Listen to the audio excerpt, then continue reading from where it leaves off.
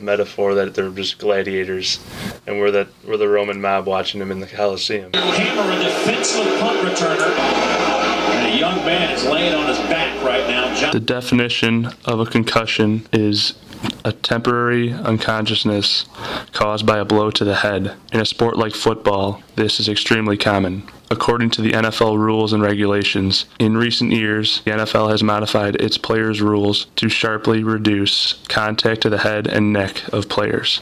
Alberto Saucedo, a former player and Pee Wee football coach, talks about using precautions with preventing concussions. You could play when you're little, but you just gotta have, a lot of precaution, because if you tackle with your head down, you're gonna hit straight in the head. Caleb Lendy, also a former player and current high school coach, talks about what steps to take to protect players by diagnosing concussions more accurately. At the beginning of the season, we have each of the kids take this test called the impact test.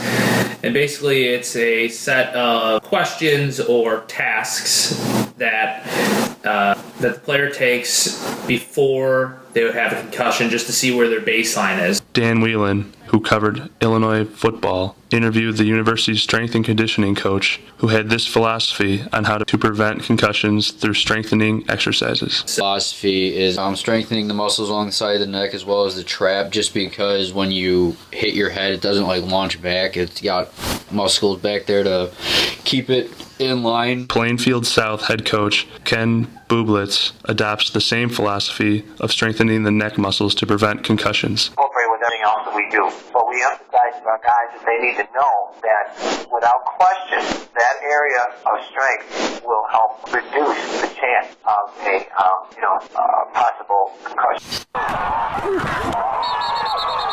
You tell all the little kids, if you start feeling a headache, sit out and let one of the coaches know. If you start feeling dizzy, the same thing. Or if you start feeling something in your head, like your head is too tight, your helmet's too tight. Or if you feel like you're having a heartbeat, you sit down and you tell a coach.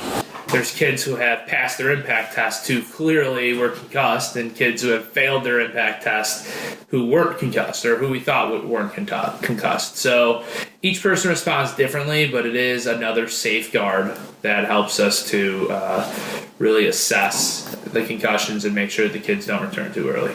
Concussions are not just an injury that keeps a player off the field, but an injury that can be life-altering. The symptoms of a concussion, according to the NFL, would include persistent headaches accompanied by photosensitivity, nausea, dizziness, or throwing up. I think we really need to make the players and families aware of the concussion symptoms, so the players and the training staff and coaches will take the necessary precautions to make sure that no one gets hurt. Obviously, there's been a huge push in the past couple of years between the awareness, prevention, diagnosis. John Lendy, a former football player, talks about how a concussion impacts his daily life. Schoolwork was very rough. Again, with the jumbled memory and stuff, you can't really concentrate. And then not being able to sleep at night because you're always having headaches, that doesn't help with school the next morning. So my mom was a little more scared than my dad. Yeah, they were both just scared for my well-being, and they wanted me to stop playing too. Well, back when I was playing, concussions weren't really a big deal. You didn't really think too much of them. You got concussed. Were they actually called concussions, or